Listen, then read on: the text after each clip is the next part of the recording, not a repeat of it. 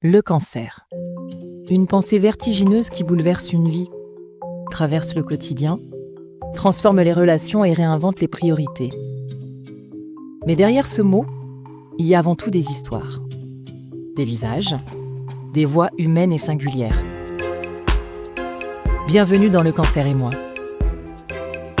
Un podcast où nous tentons de mettre des mots sur la maladie et ses réalités sociales.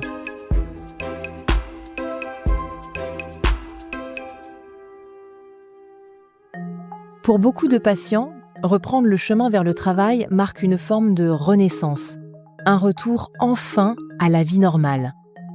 Pourtant, cette étape s'accompagne de nombreuses difficultés, qu'elles soient physiques, psychologiques, administratives ou encore relationnelles.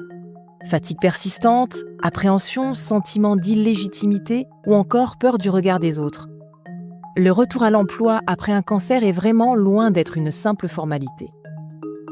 Côté employeur, le sujet reste encore trop souvent tabou. Alors, entre volonté d'accompagner au mieux et manque de formation ou de moyens, les entreprises se retrouvent parfois démunies. Comment bien appréhender son retour au travail après un cancer ? Quels obstacles peuvent rencontrer les patients ? Quels sont les leviers existants pour y remédier et quels sont ceux qui restent à inventer ? Dans cet épisode, nous allons explorer les appréhensions et difficultés auxquelles font face les patients grâce aux témoignages de Catherine, d'Antoine, Pascal et Lily. Nous allons également voir des exemples de structures permettant de favoriser au mieux un retour au travail optimal, avec les témoignages d'Eliane Brissot, coach retour à l'emploi dans la Ligue contre le cancer, Dominique Thierry, consultante chez Juris Santé, ainsi que Nathalie Presson et Anne-Sophie Tuzinski du club d'entreprise Cancer at Work.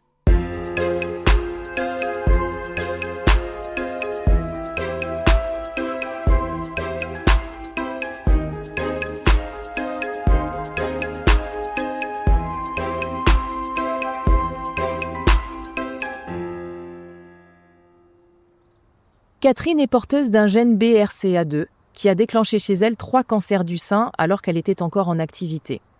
Aujourd'hui à la retraite, elle était durant ces périodes de maladie enseignante et avait un besoin viscéral de revenir vite au travail pour avoir le sentiment de reprendre une vie normale et de mettre la maladie derrière elle. Alors, je suis Catherine Arzelier, j'ai 61 ans, j'ai 2 filles, je suis mariée. J'étais professeure des écoles jusqu'à l'année dernière et je suis à la retraite depuis le mois de septembre, voilà. Alors effectivement, j'ai eu 3 cancers. Mon premier cancer s'est déclaré alors que j'avais 35 ans. Mes filles avaient à l'époque 7 ans et 2 ans. Et ce cancer a été assez agressif, qui était déjà bien entamé, on va dire. Pour lequel j'ai donc dû subir une chimiothérapie, des rayons et surtout une ablation totale du sein droit, sans reconstruction à l'époque, puisque ce n'était pas possible du fait des rayons que je devais subir par la suite. Voilà. Concernant le mi-temps thérapeutique, il m'a été proposé lors de mon premier cancer, compte tenu du traitement qui avait été très très lourd, et voilà. Et j'ai refusé ce mi-temps thérapeutique. Il a fallu que j'aille devant une commission pour expliquer pourquoi. Et en fait, pour moi, c'était dramatique parce que, à 35 ans, je me retrouvais coupée de tout le monde. J'avais l'impression de ne plus avoir de vie, en fait, de ne vivre que par et à travers la maladie. Entre mes chimios, quand ça allait mieux, je passais mon temps à briquer la maison. J'osais pas sortir en me disant, les gens vont se dire, mais qu'est-ce qu'elle fait, celle-là, elle travaille même pas. Et en fait, à ce moment-là, pour moi, c'était d'un point de vue psychologique, très important de reprendre le travail, de reprendre une vie normale, en fait. Aussi pour mes filles. Et donc, j'ai réussi dans la commission à obtenir que je reprenne. Et donc, j'ai repris, à fond les ballons, mais beaucoup trop tôt, parce que Quand vous dites trop tôt, excusez-moi, je vous coupe, mais quand vous dites trop tôt, c'est combien de temps après votre dernier traitement ? Votre dernière chimio ? Je sais plus ça par contre, mais normalement j'aurais dû reprendre 6 mois en mi-temps thérapeutique. Et j'ai dû finir mes rayons pendant l'été, j'avais juste un petit temps off pour qu'on puisse partir un petit peu en vacances. Et du coup j'ai pas repris en septembre, mais j'ai repris fin octobre, début novembre. Voilà. Et donc du coup, en reprenant aussi vite, est-ce qu'il y a eu il y a des choses qui se sont produites d'un point de vue physique ? Comment ça s'est passé ? Alors, je m'en suis pas aperçue, non, parce que en fait, je m'écoute pas du tout, en fait. C'est peut-être un peu le problème. Voilà, je suis pas doudouille non plus, et non, j'étais en fait heureuse de reprendre une vie normale, voilà, avec un travail, avec mon quotidien, le contact avec mes élèves, avec mes collègues, récupérer mes filles le soir. Voilà, pour moi, c'était repartir dans la vraie vie et mettre ce cancer derrière moi en me disant, finalement, tu as réussi, voilà, t'es plus forte que tout, et voilà, tu vas casser la baraque. Mais en fait, ce que j'oubliais, c'est que, et ça, j'ai dit à de nombreuses personnes qui traversent la maladie, le moment le plus dur, c'est pas forcément pendant le traitement. Parce que pendant le traitement, en fait, vous y allez. Il n'y a pas le choix.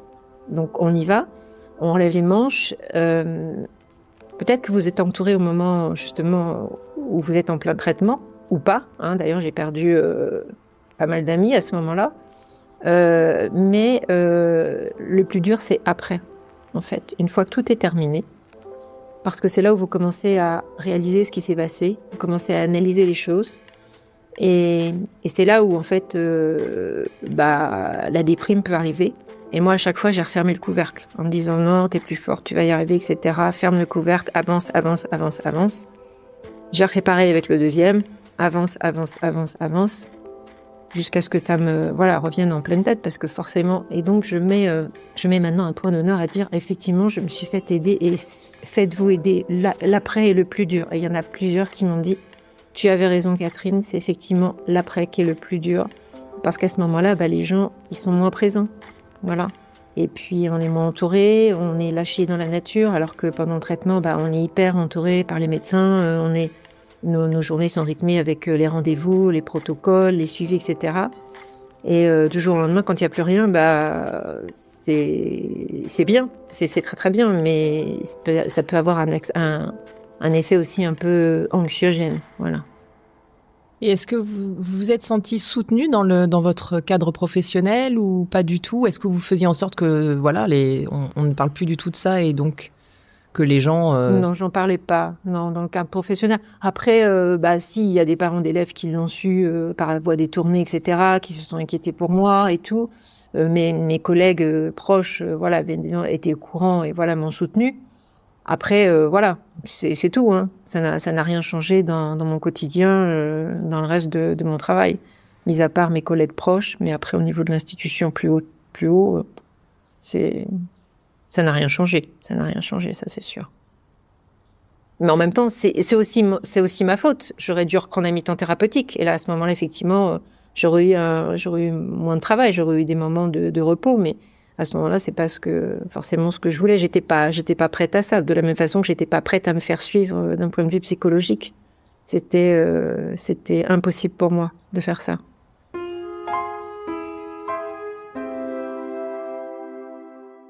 Eh bien, pour le travail, en fait, j'avais démissionné de mon ancien boulot 10 jours avant d'apprendre que j'avais un cancer. Brillante idée. Non, je plaisante, je pouvais pas le savoir.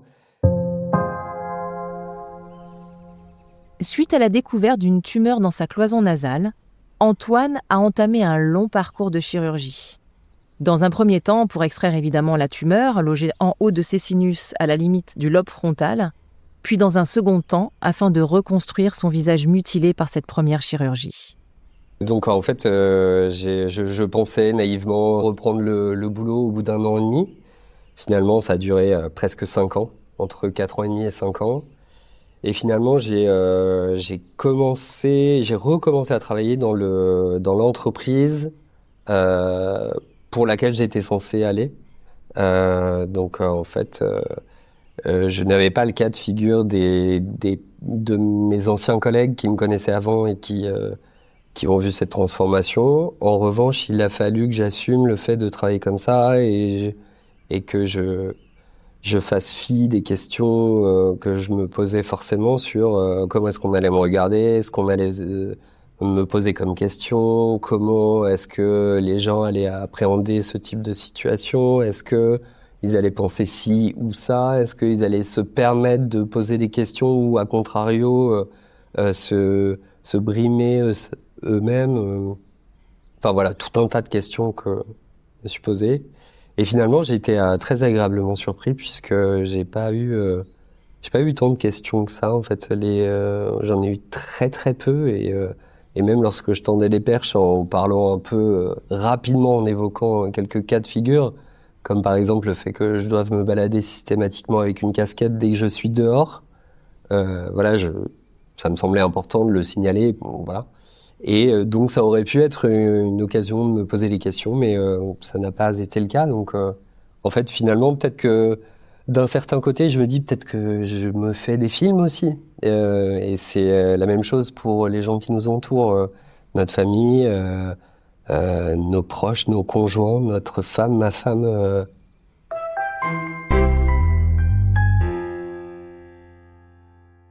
Quel que soit le type de cancer ou le contexte professionnel, le retour à l'emploi s'inscrit dans un processus où les personnes concernées sont amenées à se poser de nombreuses questions, souvent accompagnées d'un sentiment d'appréhension. Eliane Brissot est coordinatrice du service coaching pour le retour à l'emploi au sein de la Ligue contre le cancer. Donc, je suis Eliane Brissot, je suis coordinatrice du service de coaching retour à l'emploi pour la Ligue contre le cancer, Comité de Paris. Et par ailleurs, je suis également coach bénévole depuis 5 ans. C'est ce qui m'a permis de m'intéresser encore plus à la coordination de ce service il y a 2 ans. Eh bien, on s'est aperçu que c'était assez difficile après les traitements de se retrouver un petit peu seul. Moi, je prends souvent l'expression un peu toute seule dans son salon. Il y a plus les traitements et il n'y a pas encore autre chose, une autre activité. Et donc, il y a une petite période là, un peu de perte d'objectifs, perte de je veux pas dire de son identité, mais enfin de ce qu'on va faire maintenant. Le coaching, c'est pas un soin support, c'est vraiment une réflexion pour le projet d'avenir. Et ça, c'est important, c'est particulièrement pertinent après les traitements. Maintenant, ça nous arrive d'accompagner aussi des personnes qui viennent juste de reprendre leur travail et qui se posent encore pas mal de questions. Ce qu'on a remarqué, c'est que c'est assez difficile de se projeter dans l'avenir quand on est encore en traitement. Donc un peu affaibli par la fatigue, toujours dans le même milieu qu'est le milieu médical, voilà. C'est-à-dire qu'il y a toute une partie où il y a une vraie concentration, voilà, de la chimio, de la radiothérapie, les machins, l'immunothérapie, on est fatigué, etc. Bon, voilà. Et quand même, à un moment donné, ça s'allège considérablement et les personnes, justement, aussi parce qu'elles ont un arrêt de travail, elles savent à peu près si ça va être dans 6 mois et elles commencent à vouloir se préparer pour dans 6 mois. Et parfois, les traitements sont pas complètement terminés, mais elles savent qu'elles vont reprendre, elles ont l'autorisation des médecins pour le faire, etc. Là aussi, ça bouge dans les hôpitaux, c'est-à-dire que l'hôpital a bien compris aussi qu'il y a les traitements eux-mêmes et il y a l'après-traitement. Et avant l'après-traitement, ça pouvait être plus, on pouvait envoyer davantage à l'extérieur. Là, en fait, il y a de plus en plus un après-traitement intégré dans le processus d'accompagnement des personnes, au sein même des hôpitaux. Ça se développe. Au sein de la PHP, ça s'est pas mal développé. C'est bien que ça se développe parce que ça veut dire qu'il y a une vraie prise de conscience, que c'est tout autant important, enfin, non pas tout autant important, mais que c'est très important.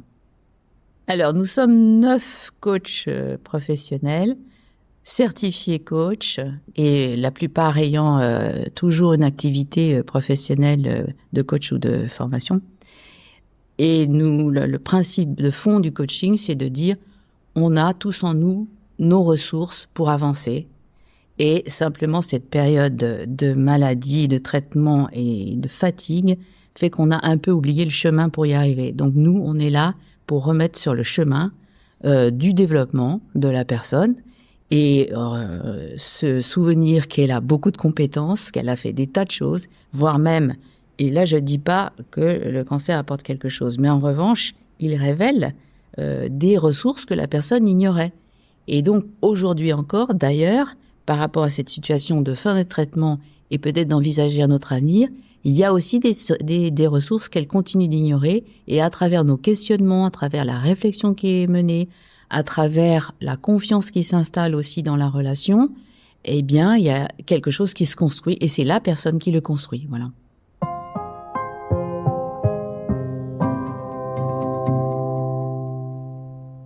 C'est mon rôle en tant que coordinatrice, c'est d'avoir les premiers appels des personnes.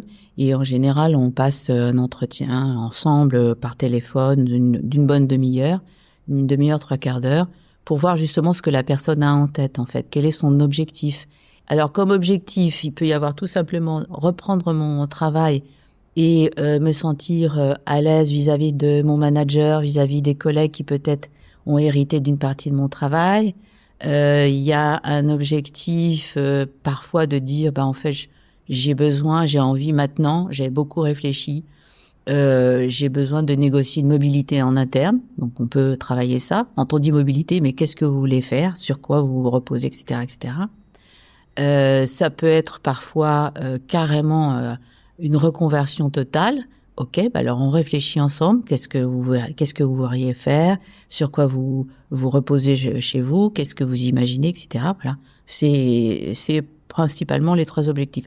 Mais le plus courant par rapport aux personnes que nous avons, ce sont des personnes qui s'apprêtent à reprendre leur travail et qui ont des craintes de pas être à la hauteur, crainte d'être toujours fatigué aussi, de pas avoir l'énergie qu'il faut. Donc tout ça se discute, ça se parle, ça s'exprime.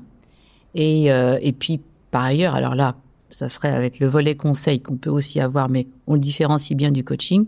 Évidemment, on peut leur réexpliquer comment fonctionnent les obligations des employeurs sur la visite de pré-reprise, de reprise, de l'accompagnement, etc. Le temps partiel thérapeutique, comment ça fonctionne. Bien compléter le coaching individuel des ateliers collectifs que je suis en charge d'organiser. Par exemple, on vient de terminer la semaine dernière un atelier. Dans ce cas-là, c'est collectif, donc là, les gens se regroupent, bien sûr, ça dure une demi-journée. Et là, c'était sur comment j'en parle, en fait. Que dire, comment j'en parle. Aussi bien à mes proches que dans le monde du travail, voilà. On passe par la Ligue, bien entendu. Sur notre site Comité de Paris, il y a les coordonnées pour contacter par mail, c'est le plus simple. Je leur fixe un rendez-vous téléphonique, et puis là, on échange et on voit. Je leur explique ce qu'est le coaching. Je leur envoie une petite note d'information aussi. Je leur donne le temps de la réflexion, car c'est leur pouvoir de prendre maintenant ou pas tout de suite. Voilà, finalement.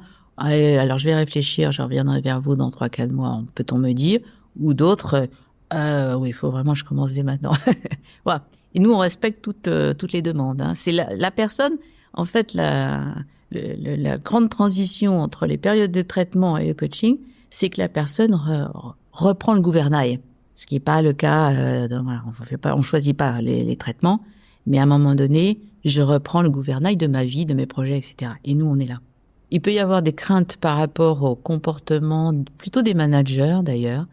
Pas très souvent les collègues sont présentes ou tout au long elles prennent des nouvelles. J'ai entendu que certaines font un déjeuner tout ensemble une fois par mois, voilà, des choses comme ça. Comment je vais me situer dans ce poste qui revient? Est-ce que je vais être à la hauteur? C'est surtout ça en fait qui sort. Ce que je peux quand même constater, parce que j'ai eu des retours là-dessus, c'est qu'il y a beaucoup plus de crainte de la part des personnes qui sont en coaching que la réalité de ce qui les attend. C'est-à-dire très souvent, les managers, ils savent pas trop quoi dire en fait, donc ils veulent pas non plus être intrusifs, donc ils vont pas appeler toutes les 5 minutes. Et en réalité, c'est plus souvent parce qu'ils savent pas trop comment prendre cette question-là pour respecter tout le monde que les choses ne se déroulent pas. Mais en réalité, la crainte est toujours supérieure à la réalité du terrain, quand même. Et il y a une sensibilisation qui se fait de plus en plus dans les entreprises, qui peuvent avoir créé aussi des chartes de retour à l'emploi, des choses comme ça significatives. Nous, on conseille vraiment vivement de garder un lien avec l'entreprise. Plus on garde le lien, mieux ça se passe.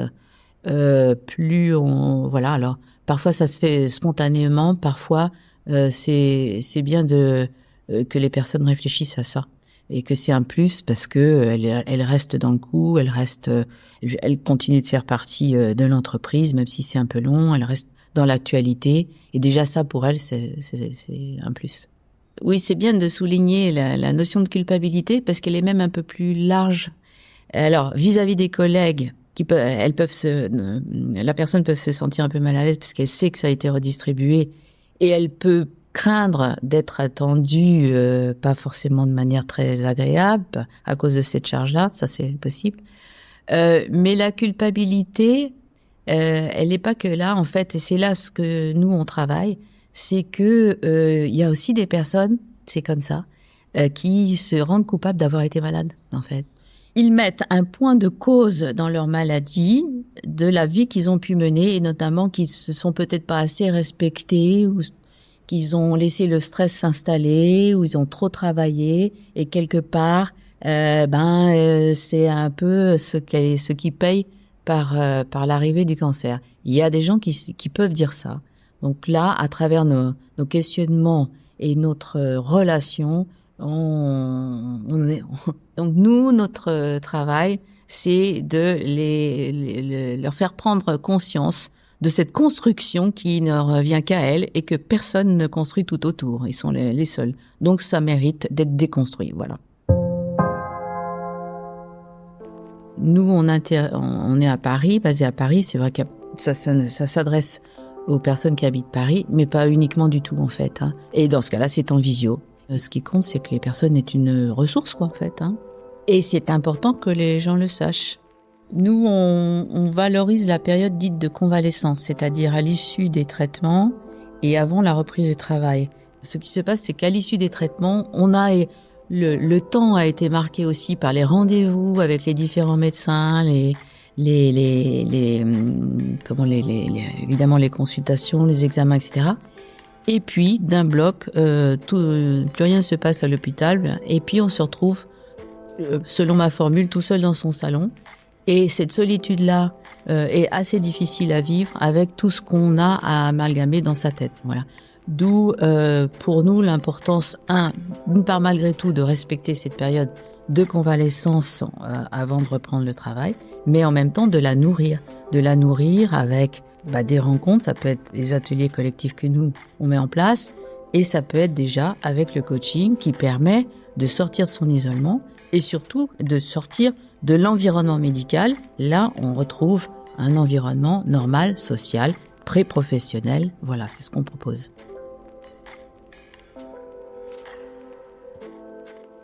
Revenir au travail est ainsi une étape déterminante pour chacun. Si Eliane préconise de ne pas mettre de côté la période de convalescence, certaines personnes choisissent par nécessité ou par volonté de continuer à travailler pendant la phase de traitement. C'est le cas de Pascal, qui, il y a 20 ans, apprend à être atteint d'un lymphome alors que sa femme est enceinte de 7 mois. Responsable commercial dans une grosse société, il cherche alors à tout prix à combiner le traitement de sa maladie avec son travail. Moi, ça tournait dans ma tête. Je me disais, mais comment on va s'en sortir ? Il y a le bébé qui doit arriver. Enfin, voilà, il y avait beaucoup de choses qui se bousculaient. Je me suis dit, il y a un gros problème. Et puis, on pense à son métier. On se dit, voilà, il y a des clients qui ont besoin de moi, qui comptent sur moi. Ouais, c'est ça, voilà. Mais à ce moment-là, qui définit le fait que vous devez arrêter ? C'est le cancérologue, c'est l'entreprise, c'est les deux, comment ça se passe ?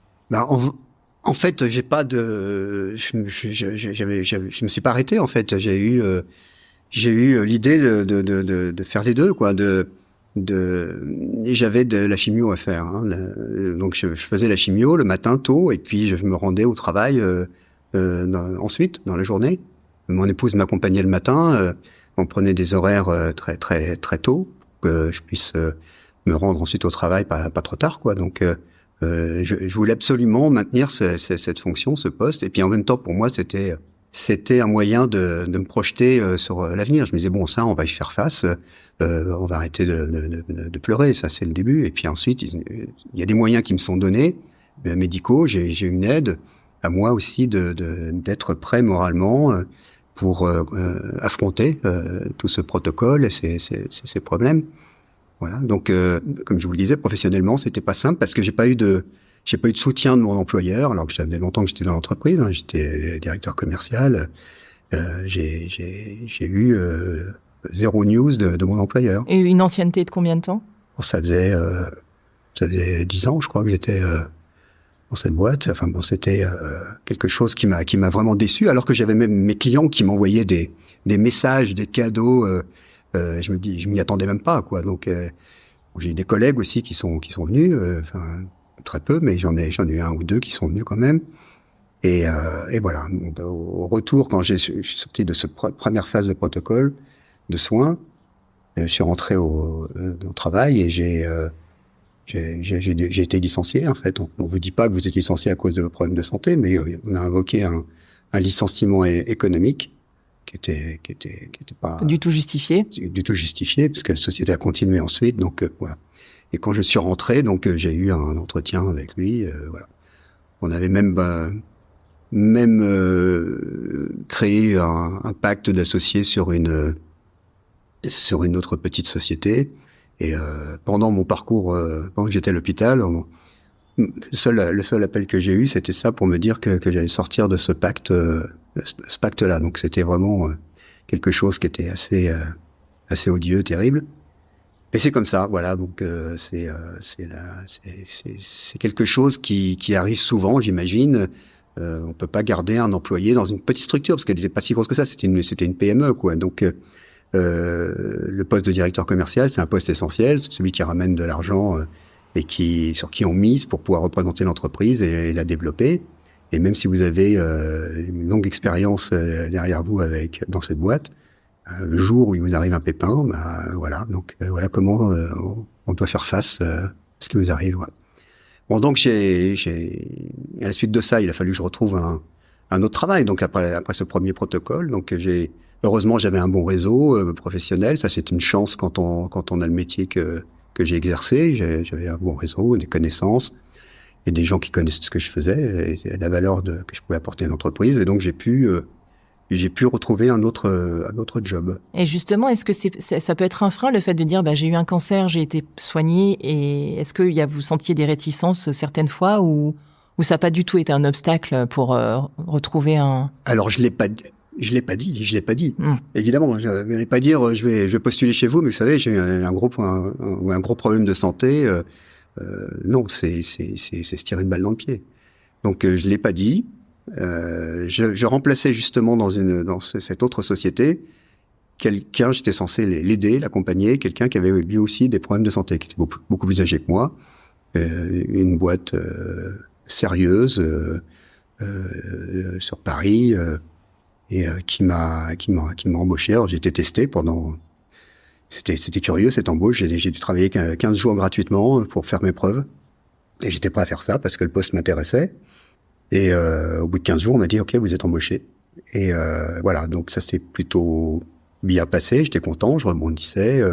Et malheureusement, 2 ans plus tard, j'ai fait une rechute de cette maladie. Donc, deuxième coup de massue.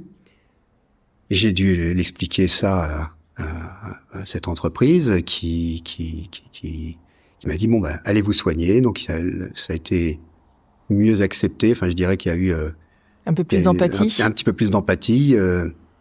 Et voilà, donc je suis parti me soigner encore, puis recommencer à faire de la chimio. Mais là, le retour a été un peu plus dur là, parce que le poste que j'avais de direction commerciale, je voulais rejoindre mon bureau. Mon bureau était pris par un des associés. Bon, c'était leur boîte, c'est comme ça. On m'a dit non, vous allez aller là-bas. Je me suis retrouvé dans un sous-sol. Voilà, avec très peu de tâches accordées. Je sentais bien que j'étais pas forcément le bienvenu en revenant parce que c'était quelque chose que je pensais pas que je reviendrais. J'étais volontaire, pourtant je voulais reprendre tous les dossiers. Je savais très bien que il fallait montrer un peu de hargne pour pouvoir reprendre son poste. Et puis au bout d'un moment, j'ai été convoqué. Et voilà, il faut qu'on se parle. Et voilà. Et puis on m'a expliqué qu'on allait se séparer. Et j'ai dit écoutez, c'est votre boîte. Vous êtes les patrons, vous êtes les actionnaires de cette société. Et voilà, on s'est entendu et pour qu'on se sépare, quoi. 2 fois. C'était la 2e fois, oui. Donc il faut être sacrément. Vous êtes dans une résilience absolue. Il faut être sacrément fort psychologiquement pour pouvoir. Oui, vous dites il va falloir recommencer, quoi, c'est tout. Il faut essayer d'être positif, même si c'est pas simple. Et là, en plus, il faut essayer de se reconstruire parce que physiquement, vous avez quand même pris un peu. Physiquement, ça se voit un peu. Vous avez perdu du poids, vous avez pas la même tête. Maintenant, je me suis un peu reconstitué depuis, mais à l'époque, ça se voyait un peu. Et vous faites quoi justement précisément pour essayer de retrouver une forme de dignité, je dirais? Eh bien, je garde les contacts avec mon milieu professionnel. J'essaye de les voir. On en parle. Puis petit à petit, je me reconstitue, hein, même si le protocole est long. C'est pas aussi simple que ça, hein, je simplifie les choses, mais j'ai eu la chance dans toute cette histoire de pouvoir négocier avec mes employeurs des sorties, voilà, sauf la première fois. La première fois, je me suis retrouvé éjecté Rien. sur un licenciement économique qui n'avait pas lieu d'être, rien. Et tout mon entourage me disait mais tu peux attaquer là, c'est évident que tu peux attaquer. J'ai dit non, je vais m'en sortir autrement, je vais montrer que je suis pas foutu et que je peux rebondir, ce qui a été le cas. Et voilà, alors, j'ai peut-être eu tort, je sais pas, j'en sais rien. Bref, en tout cas, j'ai montré que je pouvais revenir sur le marché du travail. Et pour moi, c'était une grande victoire, une grande victoire plus qu'une revanche, c'est une grande victoire pour me dire voilà, pas considérer les gens comme foutus quand ils ont vraiment l'argue.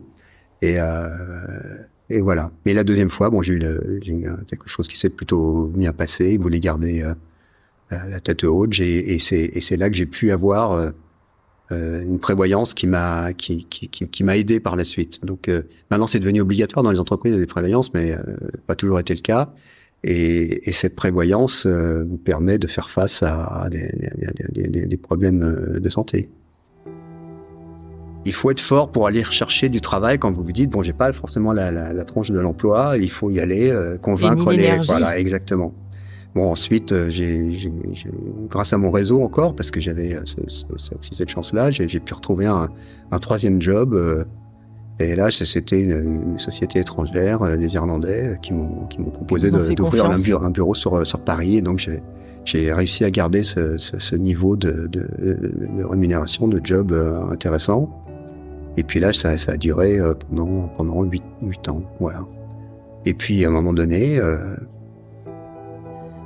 la chimio, les rayons, tout ça, ça peut vous sauver, mais quand vous signez le protocole, à la base, vous reconnaissez qu'il peut y avoir des risques secondaires.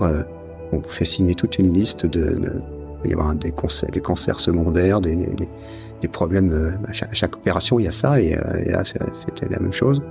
Et j'ai annoncé ça à mes patrons qui me demandaient toujours plus de chiffres à réaliser, parce que quand vous êtes directeur commercial, il faut vendre, il faut remplir, il faut faire rentrer de l'argent.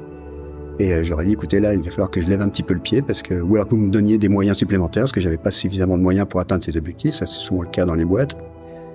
Et il m'a dit, ah, maintenant, ça va être compliqué, etc. J'ai dit, bah, écoutez, si c'est compliqué, on arrête. Voilà, c'est tout, parce que il y a une limite à tout. Et la santé, c'est primordial, hein.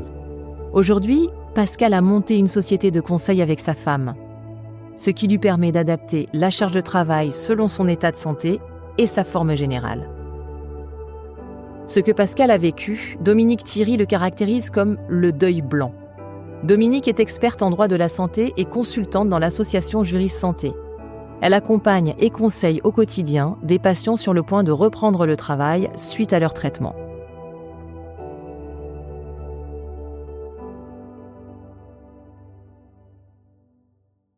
Le deuil blanc, c'est à un moment donné, pour les personnes qui sont passionnées par leur travail, il y a vraiment cette envie de retourner travailler, d'être utile. Et effectivement, quand l'état de santé ne permet plus d'avoir un travail, hein, même sur un mi-temps ou un temps très partiel, en fait, là, il y a une vraie difficulté, c'est d'accepter le fait qu'on ne peut pas retourner travailler, peut-être de trouver d'autres occupations en termes de bénévolat ou créer autre chose, une autre activité, mais qu'on pourra exercer à son rythme.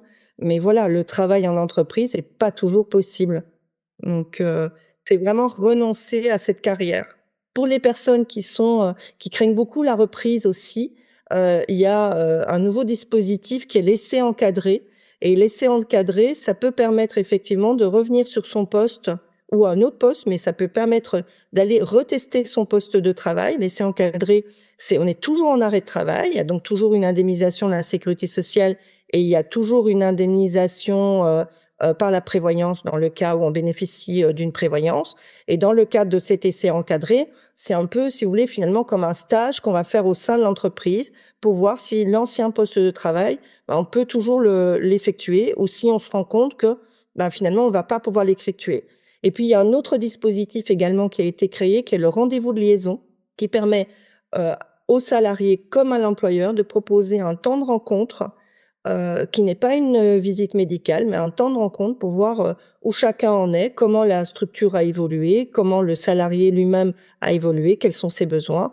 Est-ce que quand il va reprendre, justement, est-ce qu'il a besoin d'un temps partiel thérapeutique? Est-ce qu'il a besoin d'aménagement de poste? Est-ce que l'employeur, il peut l'informer, il y a eu telle et telle évolution. Peut-être c'est le moment aussi parfois de prévoir une formation pour justement se mettre à jour des évolutions dans l'entreprise, hein, voilà, ça peut être aussi ça. Donc ce rendez-vous de liaison, donc comme je vous ai dit, c'est pas une visite médicale, mais le service de santé au travail est invité et on informe aussi le salarié en cours de cette visite, on l'informe aussi de ses droits, un temps partiel thérapeutique, la possibilité d'un essai encadré, etc. Et puis ça permet d'avoir une rencontre avec l'employeur et de voir comment les personnes se positionnent par rapport à la reprise. En fait, c'est à chacun de voir. J'ai des personnes, elles ont pas du tout envie de dévoiler qu'elles sont absentes parce qu'elles ont un cancer, parce que finalement votre état de santé, c'est votre intimité. C'est votre vie privée, donc vous n'avez pas à partager votre vie privée, votre intimité avec tout le monde. Moi, je dis, c'est la question de l'utilité de ce qu'elle va dire. Si c'est utile, parce que ça permet une meilleure compréhension, ça permet de mieux comprendre pourquoi, quand elle revient, elle est fatiguée, elle a des difficultés de concentration, par exemple, ou de mémoire, etc. Bon, voilà, ça peut avoir une utilité. Aussi, il y a des structures aujourd'hui qui ont des programmes d'accompagnement des personnes qui reviennent après un cancer, qui ont signé la charte de l'INCa ou la charte de certaines associations. Et effectivement, dans ce cadre-là, il y a un programme qui peut accompagner les personnes.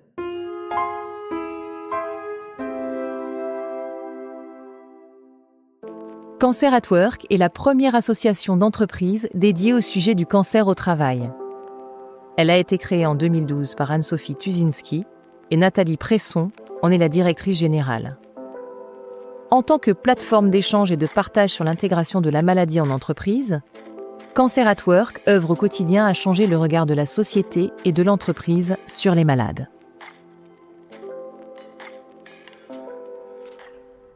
Bonjour, je suis Anne-Sophie Tuzinski, je suis fondatrice et administratrice de Cancer at Work. Bonjour, je suis Nathalie Presson, directrice du club Cancer at Work. Cancer at Work, c'est une association d'un genre un peu particulier puisque c'est une association d'entreprise. Et elle est née eu égard à mes compétences professionnelles dans le secteur de l'emploi, mais aussi à une expérience de vie d'un cancer en 2011 et à la demande des dirigeants et des DRH avec lesquels je travaillais à l'époque, qui étaient complètement démunis face à des situations de cancer et plus largement de maladies graves qui se multipliaient, alors que le sujet était encore très tabou dans la société, puisque en 2012, quand Cancer at Work est né, on ne prononçait même pas le mot cancer dans les médias, on ne parlait que de longues et douloureuses maladies. Donc ça crée beaucoup de difficultés dans les entreprises, et comme à l'instar de beaucoup de personnes, j'ai décidé d'avoir une parole très simple et très libre sur le sujet dès que le diagnostic a été posé. Eh bien, ces dirigeants et DRH m'ont demandé de l'aide et donc je leur ai proposé de nous associer, de nous rassembler en association d'entreprises, eh bien, pour explorer le sujet, pour comprendre d'abord si c'était un sujet attendu par les salariés, puisque c'est un sujet personnel qui relève de l'intime, mais aussi une fois ce point validé, savoir comment on pouvait mieux comprendre les besoins des salariés pour construire des réponses adaptées et permettre non seulement aux personnes malades de revenir au travail dans de meilleures conditions, mais aussi de rester en emploi et de permettre aux équipes qui entourent les personnes malades et qui ont des conséquences, elles aussi, de la maladie, eh bien, de pouvoir s'organiser et continuer à bien travailler ensemble. Le tout, bien sûr, dans une logique de performance humaine, sociale et économique, puisque l'entreprise, quelle qu'elle soit petite ou grande, publique ou privée, dans sa vocation, c'est de créer de la valeur. Alors, de créer de la valeur humaine, sociale, économique pour les entreprises à but lucratif, mais aussi de la valeur de service public, par exemple, pour les entreprises publiques. Cancer at Work aujourd'hui, c'est 200 entreprises membres en France, au Luxembourg et en Angleterre. Probablement demain également en Belgique et en Espagne parce que la maladie n'a pas de frontières. Et en France, Cancer at Work représente 10% de la population active si on cumule le nombre des salariés de nos entreprises membres. Cancer at Work a un objectif, c'est de libérer la parole en entreprise sur le sujet des cancers et des maladies chroniques invalidantes. Et pour cela, on répond à 4 missions, 3 tournées vers l'entreprise et les ressources humaines, et une mission tournée et dédiée aux personnes touchées par la maladie. La première des missions, c'est l'engagement, donc l'engagement qui se formalise notamment par la signature d'une charte par le dirigeant de l'entreprise, qui est un temps fort, qui permet, par la prise de parole du dirigeant, d'initier donc cette libération de la parole pour l'ensemble des collaborateurs de l'entreprise.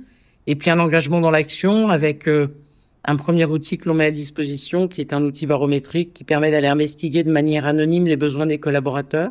Et c'est en fonction de ces réponses anonymes qu'on bâtira le plan d'action plus adapté à l'organisation, puisqu'à Cancer at Work, on ne croit pas aux recettes toutes faites et nous n'avons pas de plan d'action déterminé et construit à l'avance quand on rencontre une entreprise.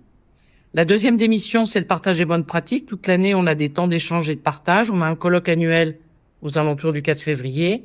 Puis on a surtout un intranet qui s'appelle Cancer at Work Village, qui est alimenté par les entreprises membres, par leur support et leurs outils qui sont des réussites et qui bénéficient ainsi à l'ensemble du collectif.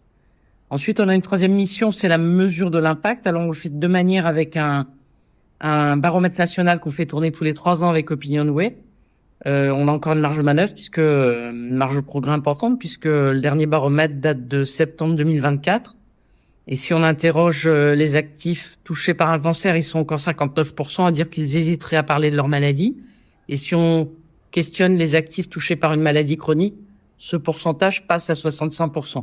Et on a un deuxième outil pour mesurer l'impact des actions menées, c'est un label Cancer at Work qui a été créé il y a 6 ans à la demande des entreprises membres et qui permet de valoriser leurs bonnes pratiques, mais surtout de leur permettre de progresser sur leurs actions. Et aujourd'hui, nous avons 34 entreprises labellisées. Ces 3 premières missions, l'engagement, le partage des bonnes pratiques, la mesure de l'impact, sont des missions tournées vers les ressources humaines. On a une 4e mission que nous appelons notre mission de cœur.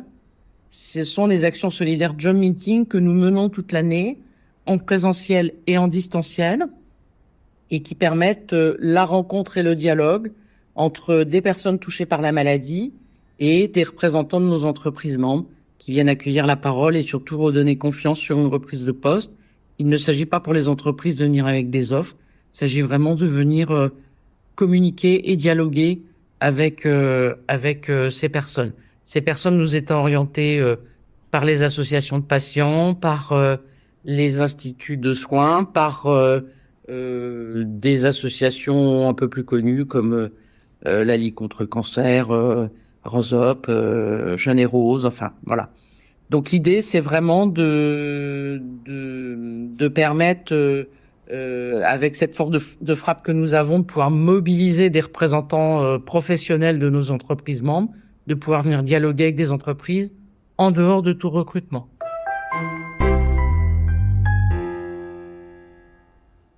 Alors l'enjeu pour les entreprises en matière de cancer au travail et plus largement de maladies au travail. Le Conseil économique, social, environnemental en 2018 a annoncé 15% des actifs directement touchés par une maladie grave avec une projection de 25% à horizon 2025. Entre-temps, la crise sanitaire a probablement encore augmenté le nombre de salariés directement touchés. S'agissant des cancers en particulier, il faut avoir en tête que chaque jour en France, on a à peu près 1200 personnes qui apprennent qu'elles ont un cancer. Et sur ces 1200 personnes, la moitié travaille. Donc il y a un enjeu de nombre et donc de performance de l'entreprise parce que quel employeur ou quel dirigeant digne de ce nom peut imaginer se passer d'un quart de ses collaborateurs confrontés à la maladie dans une optique de performance durable. Il y a un enjeu lié aux obligations légales en matière de santé et de sécurité, de qualité de vie au travail, d'emploi des personnes en situation de handicap, et les obligations légales se renforcent pour les employeurs, avec des risques réels à l'échelle économique, financière, des pénalités ou des amendes, voire pénales pour les dirigeants sur ces sujets. Donc il y a un enjeu aussi de répondre à ces obligations légales si on n'était pas convaincu par le côté humaniste et de performance et d'engagement des collaborateurs. Il y a un enjeu social du bien travailler ensemble, un enjeu économique. L'absentéisme coûte extrêmement cher aux employeurs chaque année. 108 milliards d'euros par an, c'est le coût de l'absentéisme en France chaque année. On a vraiment des enjeux à tous les étages dans l'entreprise.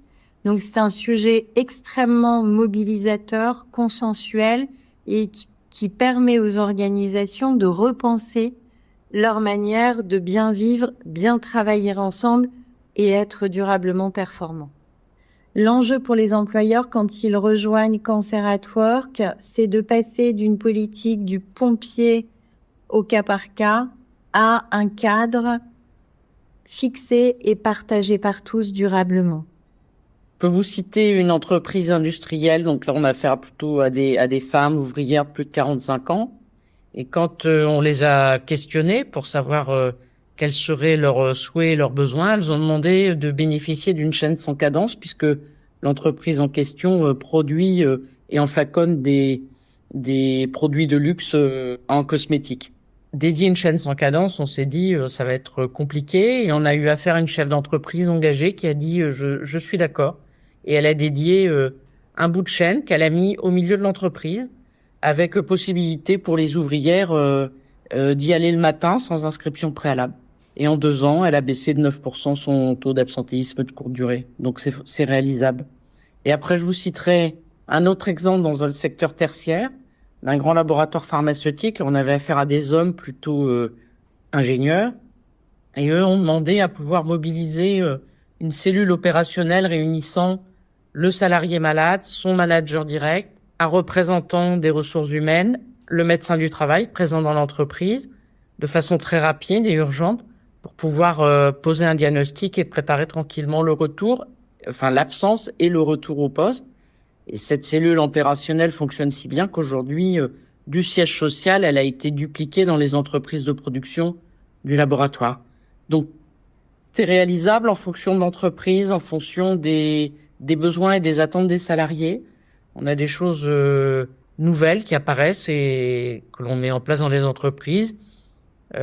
Tout dépend en fait de l'organisation qui peut être de service ou territoriale, et puis aussi de la volonté des salariés, qui soient touchés ou pas par la maladie et le cancer, de vouloir agir pour que un plan d'action lisible soit mis en place. Toute entreprise peut nous contacter, quelle que soit sa taille, son secteur d'activité, son lieu d'intervention, qu'elle soit une entreprise privée ou une entreprise publique. Donc peut venir à nous, et nous demandons une lettre d'intention qui est une lettre de motivation accompagnant le bulletin d'adhésion et puis une date arrêtée pour la signature de charte. Évidemment, cette lettre d'intention est soumise au bureau et nous faisons un retour à l'entreprise candidate sous 48 heures. Jusqu'à présent, on n'a pas eu d'entreprise refusée.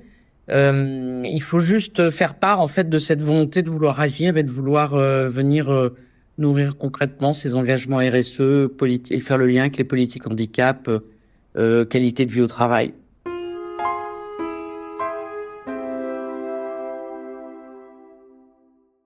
On le voit ici, les entreprises sont de plus en plus éveillées face aux problématiques des personnes ayant un cancer. Pour les personnes avec un cancer chronique, le retour au travail n'est pas un signe de rémission ou de guérison, et les traitements et les adaptations dans la vie quotidienne doivent être pris en compte sur le long terme. Lily est cadre intermédiaire dans la fonction publique et vit avec un cancer du sein chronique. Moi, j'ai fait ce choix, et parfois je le regrette, J'ai fait ce choix de le dire. Je l'ai dit en juin 2018 parce que j'ai vite vu arriver que c'était pas entre guillemets le petit cancer, même si je considère qu'il n'y a pas de petit cancer, c'était le cancer à vie. Ça, je l'ai vite compris. Et en plus, ça se voit pas. Et en fait, j'ai eu des réactions qui m'ont choquée et qui m'ont angoissée parce que tant que vous êtes en arrêt de travail, bon, de temps en temps, à la rigueur, on va prendre de vos nouvelles, et encore. Quand vous revenez, en plus, il s'agit du cancer du sein. Vous savez, le cancer du sein, faut que ça soit rose, le cancer du sein. Limite, faut que ça soit funky, quoi. Et puis quand vous revenez, tout le monde considère, à tort, que vous êtes en rémission. C'est déjà pas le cas quand vous n'avez pas de cancer métastatique, puisque 80% des cancers du sein sont hormonodépendants. Donc les patientes vivent avec une hormonothérapie, minimum 5 ans. Et maintenant, c'est en train de passer à 10 ans. Le but étant que la maladie ne revienne pas. Déjà, c'est pas simple de vivre avec une hormonothérapie. On vous prive de vos œstrogènes à un âge où c'est pas l'heure. Mais alors, quand vous mettez par-dessus de la chimio, et que le regard de vos responsables, c'est elle est pas malade.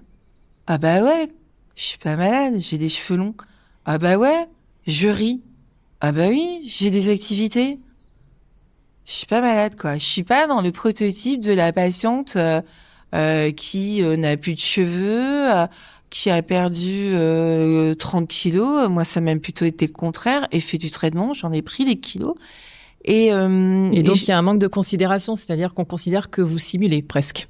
Ouais, c'est exactement ça. Moi, je l'ai pris dans la figure, ce mot.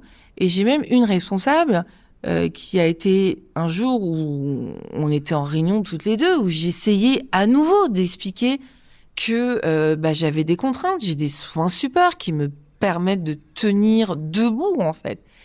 Et des soins support, du kiné, du shiatsu, et qui m'aident vraiment au quotidien. Et il fallait que je gère mes horaires, donc j'ai essayé d'expliquer, voilà, peut-être on peut déclencher un taxi au titre du handicap, un maximum de 100% télétravail, et tout ça semblait très compliqué. De toute façon, tout était compliqué, et je me suis pris, et vraiment là j'ai eu mal et j'en ai pleuré. De toute façon, moi je n'ai pas le temps de gérer un agent comme toi.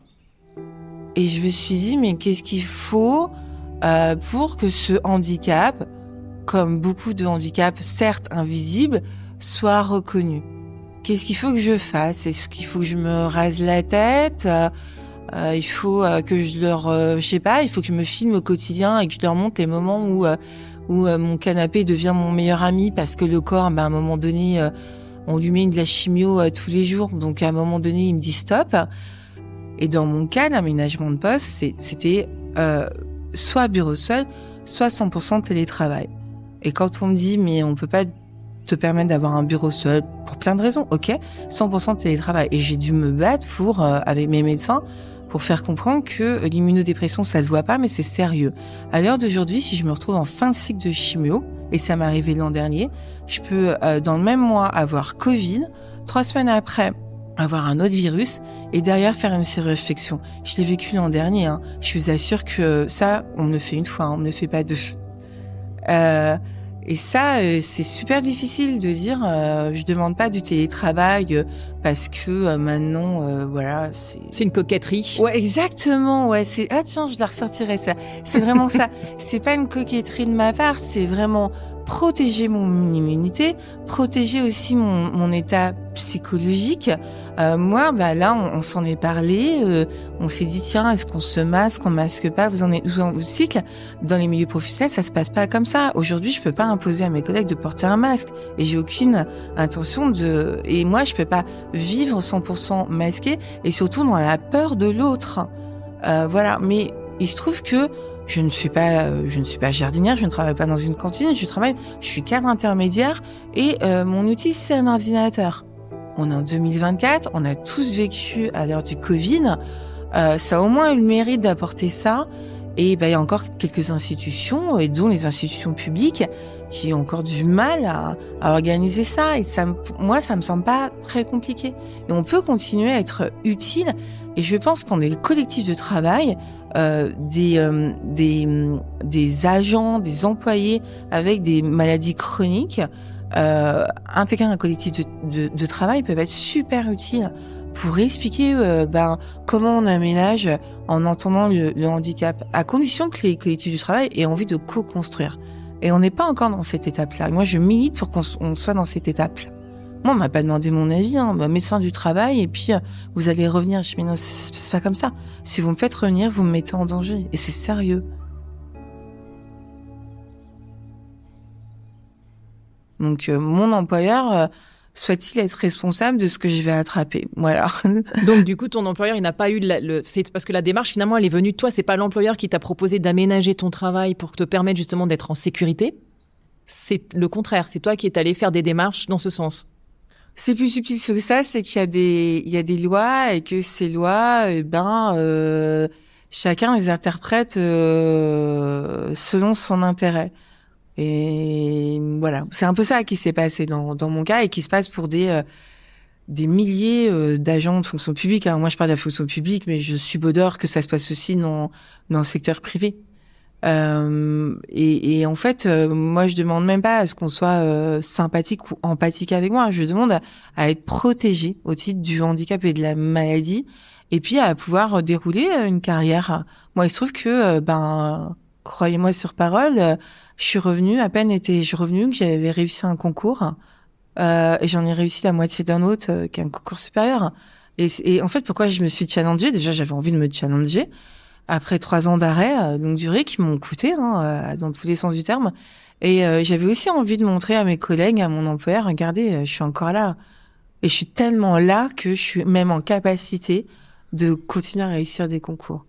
Et c'est ça la problématique aujourd'hui, c'est de bouger les lignes pour que notamment les jeunes femmes, mais je dis les jeunes femmes parce que 98% des patients sont des femmes, mais je n'oublie pas les quelques pourcents d'hommes. Il faut savoir que le cancer du sein concerne aussi des hommes.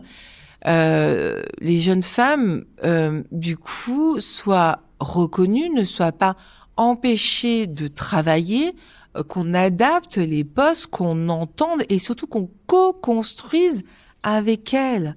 Il n'y a pas mieux qu'une patiente pour vous expliquer, moi, finalement, c'est pas tellement les douleurs articulaires. Moi, en fait, j'aurais besoin de faire la sieste. Alors, bien évidemment, je vous les rends ces heures-là.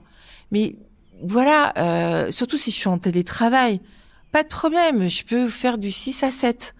Mais par exemple à 2 heures, voilà, moi le corps il arrête et j'ai besoin d'écouter mon corps. Et à ma grande surprise, en 2024, c'est encore difficile, alors que des personnalités ont expliqué. Donc merci à ces personnalités, mais vraisemblablement ça ne suffit pas. C'est un combat du quotidien. Et le cumul du combat, c'est épuisant. C'est épuisant pour la patiente que je suis de devoir gérer vraiment au millimètre. Moi, j'ai un agenda de ministre. Mes infirmières sont les meilleures amies. J'ai des contrôles tous les mois, des contrôles sanguins. J'ai une piqûre tous les 3 mois. Je suis surveillée comme le lait sur le feu à coups de scanner. J'ai un rendez-vous avec mon oncologue et plein d'autres médecins, en fait, juste pour surveiller que 1, le traitement fonctionne, que de 2, le cancer ne revient pas et que de 3, les symptômes indésirables ne deviennent pas trop handicapants dans ma vie. Et tout ça, ça s'organise. Et je le fais bien, mais on ne demande pas grand-chose, in fine. On demande, 1, à ce que les lois sur le handicap soient respectées, et de 2, de la vraie bienveillance. Et moi, je vais utiliser un autre mot, allons. Je vais utiliser de la bientraitance. Parce que la bienveillance, maintenant, ce mot, j'ai l'impression qu'il est un peu galvaudé. Et la bientraitance. Et la bientraitance, ça peut passer déjà par nous écouter. Et pas nous écouter, nous plaindre ou quoi que ce soit. Moi, franchement, je vais vous dire, 6 ans et demi avec les traitements, je suis patiente partenaire. Je rencontre tous les jours des patientes. Quel que soit leur âge, je rencontre pas beaucoup qui se plaignent. Surtout avec le cancer du sein, les patientes, elles sont en général super dignes. Et d'ailleurs, pas que le cancer du sein, j'ai rencontré une jeune patiente qui m'a parlé de son lymphome, là, dernièrement.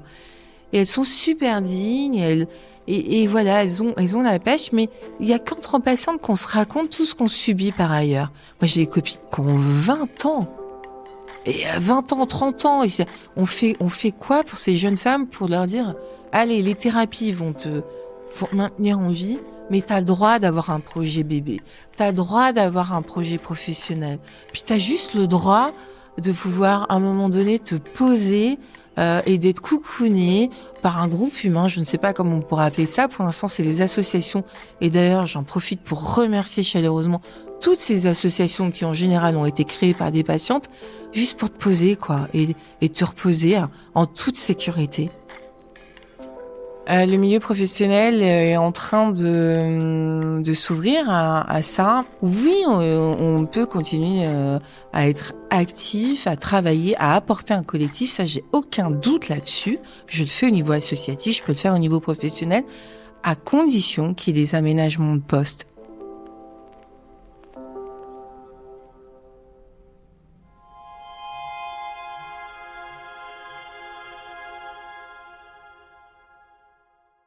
Le travail, au-delà d'être une source de revenus, est aussi et surtout un pilier d'identité, un levier d'intégration et un symbole de reconnaissance sociale. Après un cancer, y retourner représente souvent un véritable pas vers la reconstruction et la normalité. Les témoignages entendus aujourd'hui nous rappellent que ce moment est bien plus qu'une simple reprise d'activité. C'est une étape de transition où l'on cherche à retrouver du sens, de la stabilité et surtout une place reconnue dans la société.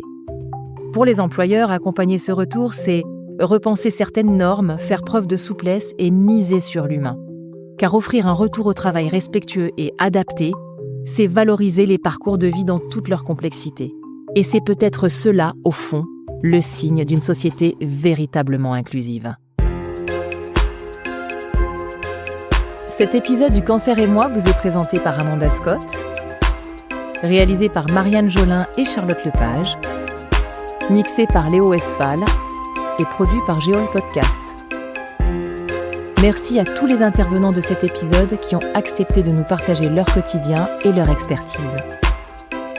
Merci particulièrement à Juris Santé, la Ligue contre le cancer, et Cancer at Work pour leur aide sur cet épisode. Et si vous voulez en savoir plus sur leurs actions, retrouvez toutes les informations dans les liens en description.